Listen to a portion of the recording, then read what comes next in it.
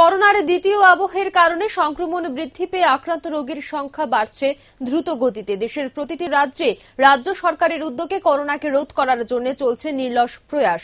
এরই অঙ্গ হিসেবে এই রাজ্যেও রাজ্য সরকারের ঐকান্তিক প্রচেষ্টায় করোনা আক্রান্ত রোগীদের উপযুক্ত চিকিৎসা পরিষেবা দেওয়ার জন্য নেওয়া হচ্ছে সচেতনতামূলক পদক্ষেপ। পাশাপাশি ব্যবস্থা করা হচ্ছে পর্যাপ্ত চিকিৎসা পরিষেবার।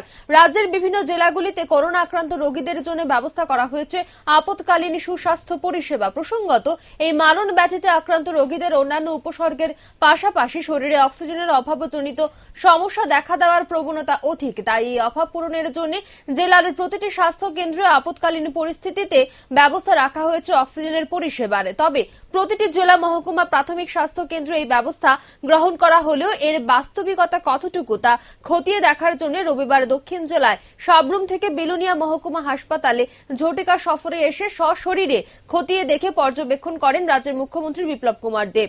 সরকারি নির্দেশকে মান্যতা দিয়ে সঠিকভাবে ব্যবস্থা গ্রহণের জন্য দক্ষিণ জেলা প্রশাসন এবং স্বাস্থ্য দপ্তরের উদ্যোগে সন্তুষ্টি প্রকাশ করেন তিনি এদিন। তার সঙ্গে সেন্সিটিভও আছে, তারপরে তার সিরিয়াসনেসও আছে।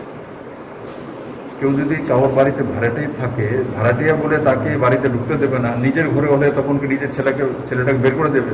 তো এগুলো একটা ক্ষুদ্র মানসিকতা। তার আগের বারও অনেক কিছু হয়েছিল, বাইরে থেকে কোনো পজিটিভ কেস না, কোনো কিছু নাই, এসছে তো নিজের বাড়িতে ঢুকতে দিচ্ছে না, সেটা একটা সিচুয়েশন। তো এটা একটা আমাদের ধারণা। আজকে যে হসপিটালে এসছি, তার আগের বার কোভিড কেয়ার সেন্টার নাম শুনলে তার আশপাশে বাড়িঘর ছেড়ে চলে যেত। এখানে কোভিড কেয়ার সেন্টার হয়েছে, কোভিড ডেডিকেটেড হসপিটাল হয়েছে। তো আমাকে এর আগে ভগৎ সিংয়ে করেছি, তো এমন এমন লোক, পারদর্শী লোক, সবাই নাম বললে চেনে যাবে, এমন বিদ্বান, এমন বড় বড় লোক, এরাও বলছিল যে ওখানে যে কোভিড কেয়ার হসপিটাল হয়ে গেছে, তো ত্রিপুরা স্টেট গেস্ট হাউসের মধ্যে হাওয়া গেলে তো এরাও আক্রান্ত হয়ে যাবে।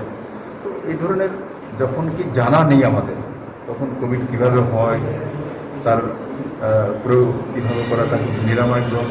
কিন্তু এবার আমাদের কাছে সবচেয়ে বড় প্লাস পয়েন্ট হচ্ছে মাননীয় প্রধানমন্ত্রীদের প্রচেষ্টা, দেশীয় 2টি কোম্পানির মাধ্যমে আমরা ভ্যাকসিন তৈরি করে নিয়েছি এবং ত্রিপুরাতে বড় মাত্রায় 45 অ্যান্ড অ্যাবাভ ভ্যাকসিনেশন 14 থেকে 15 লাখের কাছাকাছি কমপ্লিট হয়ে গেছে।